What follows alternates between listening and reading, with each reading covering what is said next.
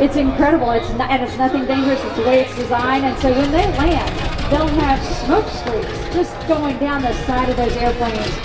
My husband and I have one, and let me tell you, it's a lot of work keeping that thing clean, but it's worth it because it's a part of our aviation.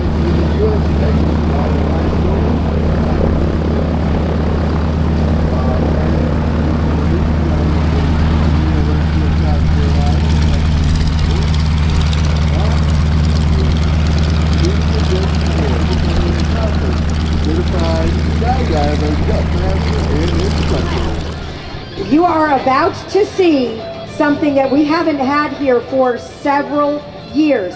What you're seeing coming down the runway is a Grumman Cat biplane. And if you look at it carefully, there's a little red stick sticking off the top of it. And that is because this is part of Wingwalker Sam, who is going to be standing on the top of this beautiful World War II, and you can see her now. She's standing up on top of the wing. At the controls of this roaring Grumman Cat biplane is the accomplished aerobatic pilot Mike Tryggvason. And climbed up on there, she's not a mannequin.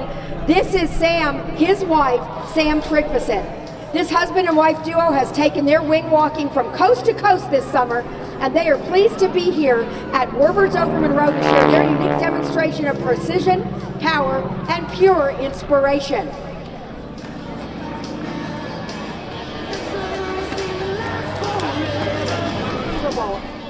At the bottom of the loop, they'll be slicing through the air at over 150 miles per hour, and that's a Category 5 hurricane speed.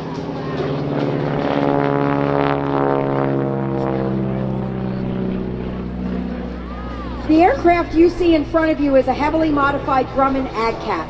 It's designed initially as a crop duster, but as you can see, it has since been completely transformed for airshow excellence. With a 450 horsepower Pratt & Whitney R985 radial engine, a custom smoke system, and of course a wing rack on top, Sam says for her and us, this is the best seat in the airshow. And here they come back again on the left. Can you see her up there? She looks so tiny, but she's holding tight up there. Give her a big wave, because she can't see down here. She makes maneuver recommendations for space science missions as a satellite collision avoidance engineer. She says it's like air traffic control, but for satellites. Now she can say that because she's also served for over 12 years in the military, working as a combat airfield operations air traffic controller for the Air National Guard. So whether it's space, attention to your math and sciences, if this is something that you want to do. Very true. And you know, Sam trained under one of the most famous wingwalkers in the world. Her name is Mrs. Carol Pilon, and she hails from Quebec, Canada, and she's still wingwalking today. And she is taking a chance on training new wingwalkers, and even though they're bidding for the same air shows, Carol's like, this is the only way we're going to grow our industry and get new people in. And as Carol brings in new people, just like Sam, who she's trained and said, go for it, go have your own air show act, she's doing that again now. She's got someone new training with her, and pilots. She actually trained Mike to be a pilot. Is correct. And I want to say something about Mike. Mike hails from Ontario, Canada, the same place Carol's from, and he is on his own right a highly skilled aerobatic pilot. He's also an airline pilot and a mechanical engineer who has designed one of the best duos in terms of their aviation background coming into our industry. Now they're a little bit lower, so Sam's really going to be able to see you now. She's going to be giving you a wave as she comes by. This is called the wing over. And you may be curious how Sam started wing walking in the first place.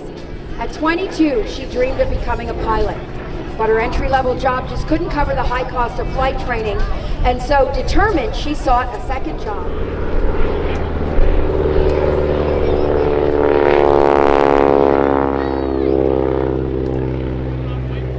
So when you mentioned that she applied for an airplane trailer it to shows, put it together, take it apart, and take it to the next show so that her pilots could keep their day jobs.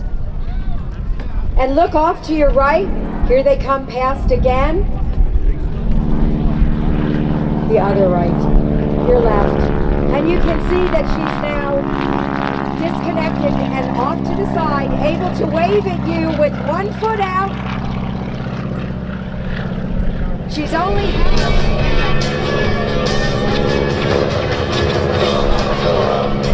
We are so excited to have both of them here. They actually keep this airplane all the way out in California, and they have crisscrossed the country this year in what was truly their debut season. And we are so excited that they were able to stay here on the East Coast for one last show before they go home for the winter. And they were just in Tennessee working on the airplane until Friday when he flew in and she drove up. They were putting new wind To tickets let on. Sam, who's sitting in the front seat, Mike in the back seat as the pilot, know how much you have enjoyed seeing their act today here in Monroe, North Carolina. And since this is open cockpit, she can hear you.